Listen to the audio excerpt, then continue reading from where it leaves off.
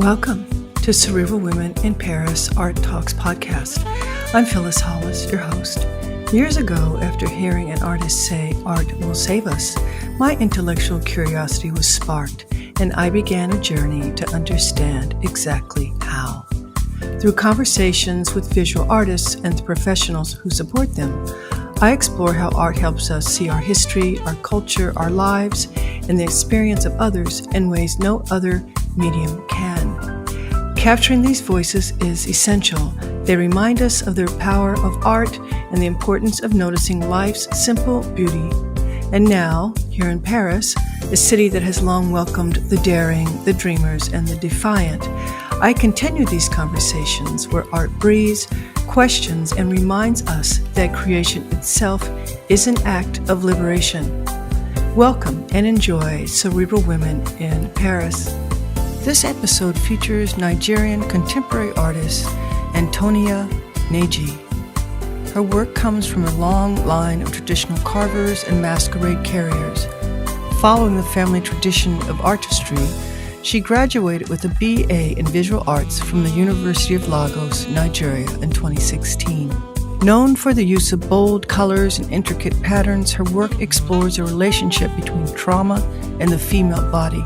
Drawing from her experience in dealing with personal health issues, she confronts a culture of suppression and silence on women's physical and mental health, body, autonomy, and sexual harassment in a bid to create safe spaces where conversations should be held freely. Her work also investigates the nature of commemorative fabrics and the way they represent and transcend notions of place and belonging. This preoccupation with body forms and textile material navigates cultural and social meanings of fabric in contemporary African societies while also exploring the protective qualities of clothing. She has participated in solo and group exhibitions internationally and has also presented her work at Art Basel Miami in 2022, Art Dubai in 2022, Art Paris in 21, to name a few. Tonia's work has been featured in prominent publications such as National Newspaper, Vanguard, and The Guardian, and she was featured on BBC Africa during International Women's Day. Enjoy this episode featuring Nigerian artist Tonia Nneji and visit cerebralwomen.com for her expanded bio. Anthonia, welcome to Cerebral Women Art Talks. I'm delighted to feature you today. Thank you very much for having me. I appreciate you. Thank you. When did you discover your artistic passion? Well, I'll say, I think when I was in primary school, I'm from a family of traditional carvers and the masquerade carriers. My father's family carved idols for idol worship, and they also carved masquerade masks for traditional festivals. My mother's family as well, more of masquerade carriers. They dance for masquerades. They wear the masquerade masks and dance. So artistry comes from both sides of my family, actually. So it was something I was born into. So I discovered that talent when I was in primary school, when I would be given assignments in school to take home and try to do them myself easily. So that was when I discovered I had that artistic talent. How do you define your practice? I create oil paintings. I paint, my favorite medium is oil painting, and I paint works by layering different shades and tones of blues. You understand? And I paint things on women, health, religion, the troubles women go through, the type of health challenges women face in the society. That has been the major thing I have done almost all my career. So it's more about women, and that's it for me. Did you ever consider abstraction? Yeah. At one point, a professor in school said I was going to eventually delve into abstraction. He foresaw it, according to him. Yeah, but lately I've been loving expressionism, expressing myself, the free flow of pain. I feel like maybe one day, I will delve into it. Will just lead me into abstraction. And what does the role of drawing play in your work? Drawing plays a fundamental role in my work, the foundation of all my painting. It's scary that I love drawing so much that I don't love drawing again.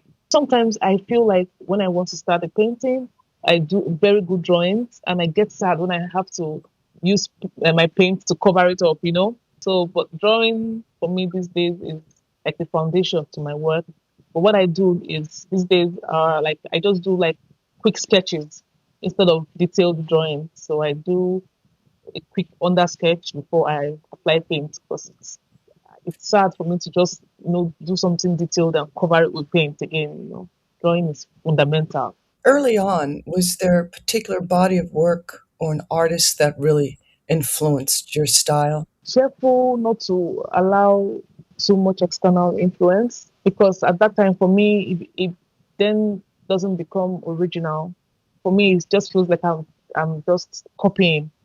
So I tend to try and discover myself, no matter how long it takes. Yes, I like the works of other artists, contemporary artists, Renaissance artists, but I try my best to not be heavily influenced by them. When do the titles of a work enter your creative process? I'm mostly mid painting and towards the end of the painting.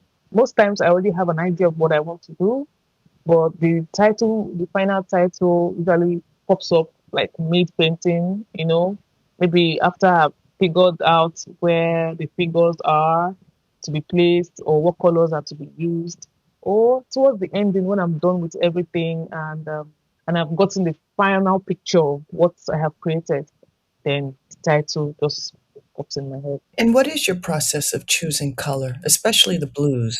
Blue is my favorite color. Blue has such presence. It can transform any space. For me, I think blues can work with any color. Blues can come up as neutral as well. It can come up as being colorful. So since blue is my favorite color, I just try to make sure I play with different shades and different hues and different tones. Blue is just everything to me. So it's not hard, by the time you start mixing, like blue takes like a huge or plays a very huge role in your painting, and you want to explore. For me, I just try different shades. I just try different shades, mix different shades. If I feel on a normal day, if I'm supposed to use light green here, I will just try and mix the blue with the green to give it blue green. You understand? If I'm supposed to use yellow here, I will try and mix the color to make it bluish yellow or yellowish blue. Blue is just everything. It's my favorite color. That's the reason why I use it a lot. So, how do you keep learning? Most times I do research, older lecturers go to their studio. Sometimes I still intern or under my previous lecturers. I read a lot. I just go back to books. I go on YouTube, watch videos. That's been my thing actually. I do more research, especially when it comes to Renaissance art. Yeah, I enjoy it, so I make sure I do more research and still intern. Sometimes a few weeks I'll spend some time with my previous lecturers or the painter I trained under. I just go visit him, like a few times a week for like 3 weeks. You understand, to catch up. So that's been my thing. That's how I learn. That's how I get better. How did your professors impact your work? My professors in school, it was a great experience. It was hard at first because, for the art school I attended, we started with theories. So it wasn't until the second or third year before we started doing practicals. For me, practicals, they were very thorough. They were very thorough. They started with a foundation. They did not spare us at all. They did not, for art here in Nigeria, you have to start from the bottom. You have to start from the scratch. So that was how we were taught. Whatever you knew before you attended art school had to be left behind. And you have to start something new and you have to relearn again.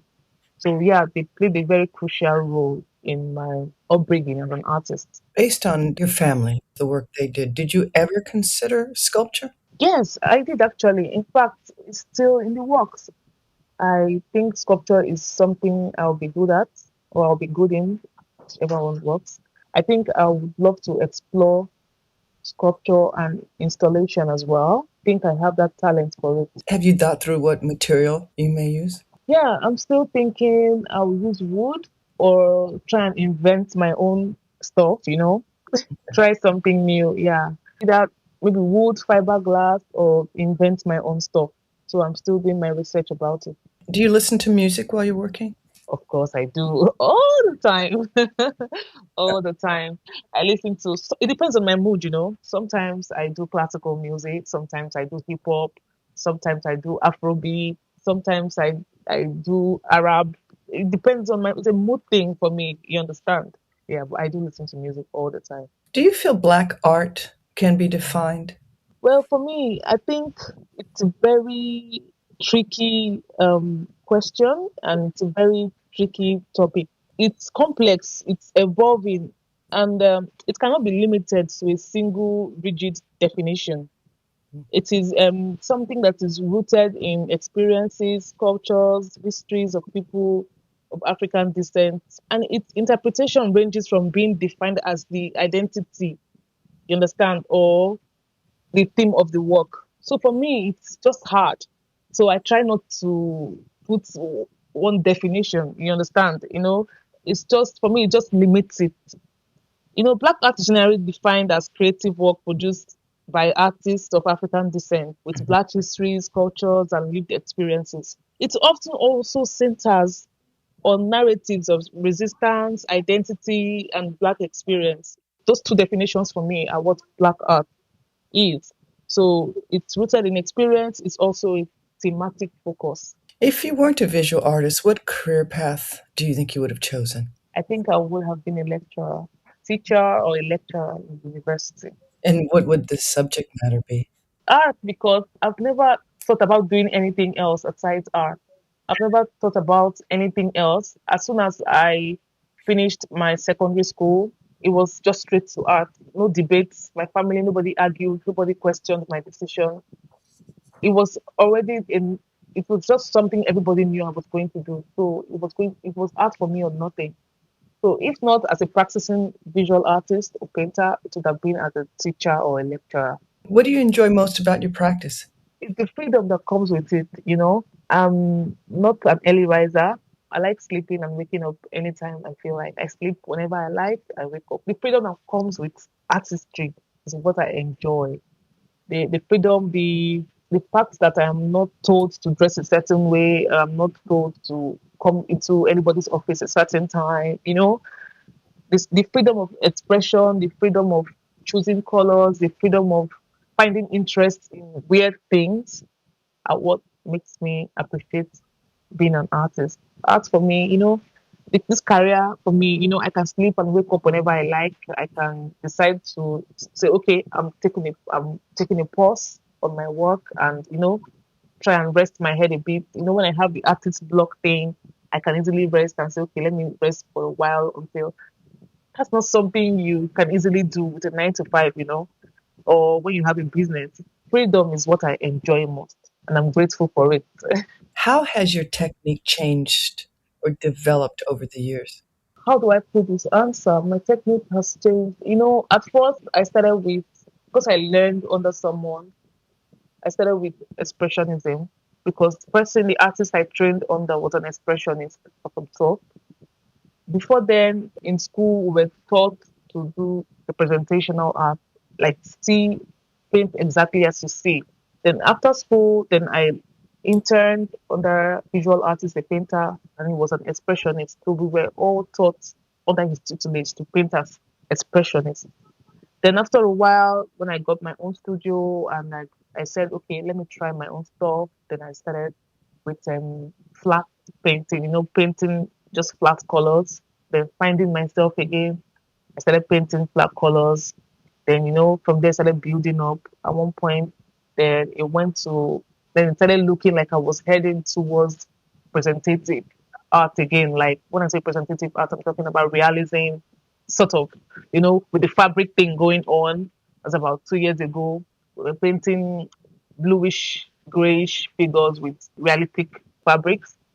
Then all of a sudden, I just felt this urge. I wanted more freedom and I wanted more strokes visible in my works. I wanted that flow.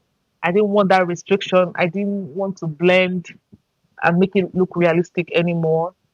Then, this urge just came and I said, okay, let me take a pause and let me figure this thing out.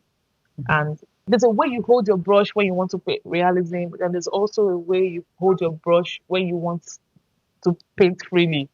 There are two different ways.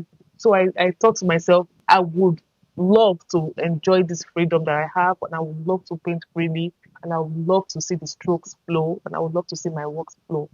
And I would love to represent, but not detail. You understand? So, yeah, that has been how I've moved from. I have tried different styles in art. I have explored, I have learned, I have practiced till I got to this phase that I'm in right now, which I'm really enjoying. The freedom that comes with this phase is spectacular. So I'm grateful. And when you're working, do you think about who your audience is? I do not think too much about it because I would love my work to be experienced by everybody, every group of people, children, adults, because I love to tell stories with my work. I love to tell stories about where I grew up.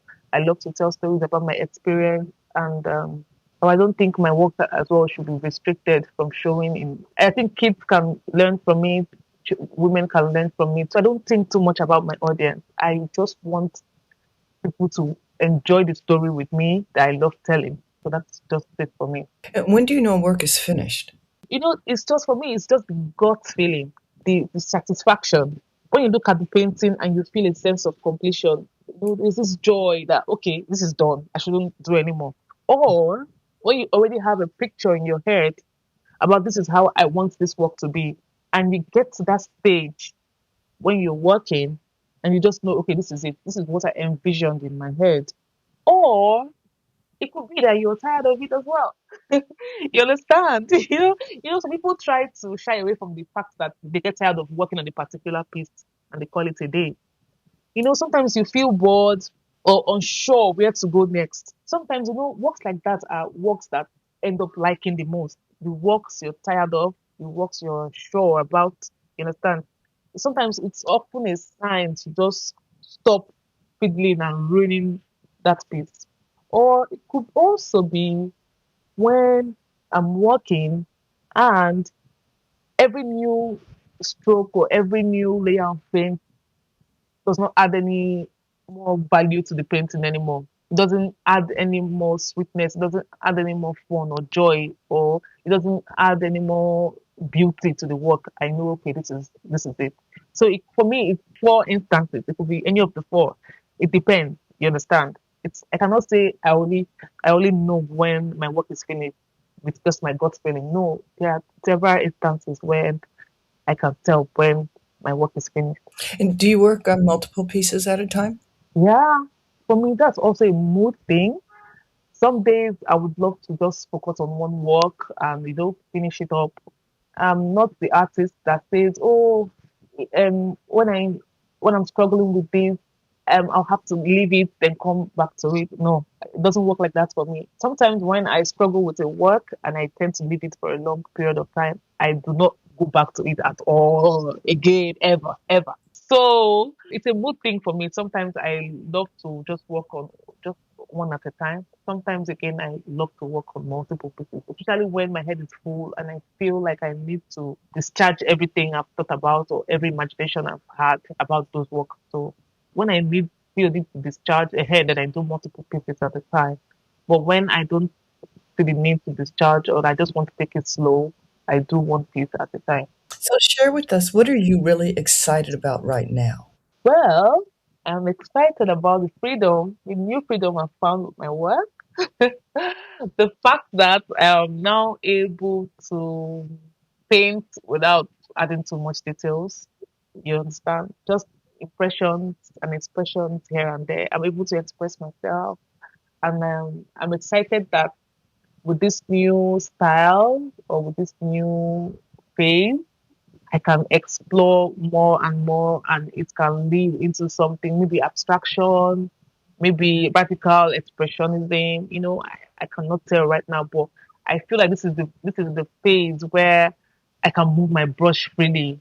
You understand? So that is what I'm most excited about. The free flow of my brush and my brush strokes are what I'm most excited about. The fact that I can just draw a straight line somewhere, and when I go back and take a look at my work, I can see it fit in that composition.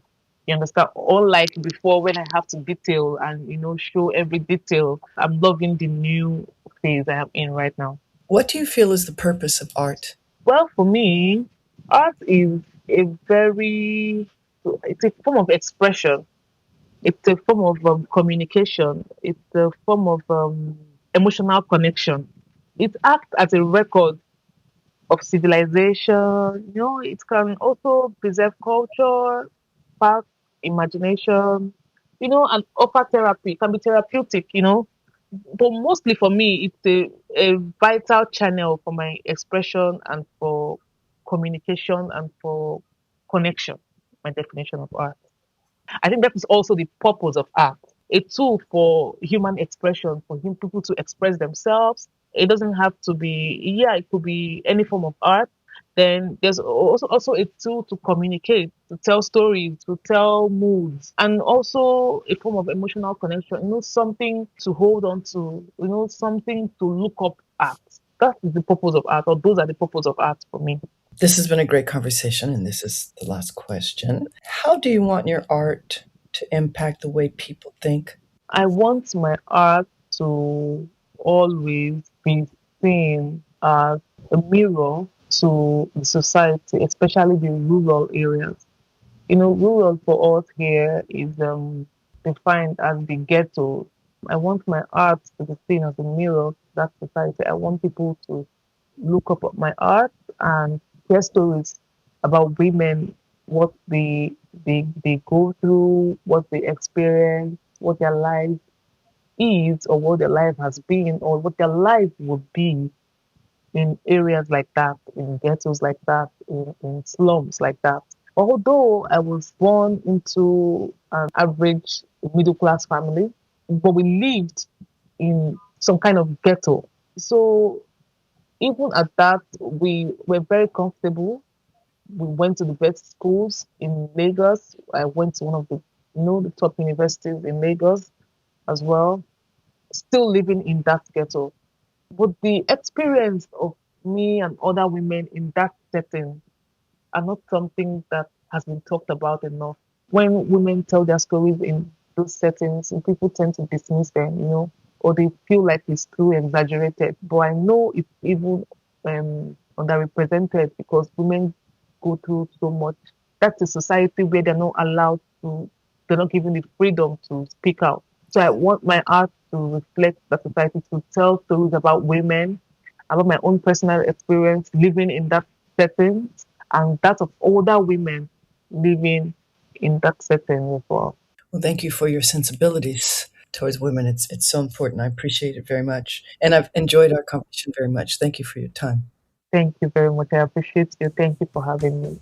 Thank you for listening to Cerebral Women Art Talks podcast. For additional content, please visit cerebralwomen.com and be sure to follow Cerebral Women on Instagram.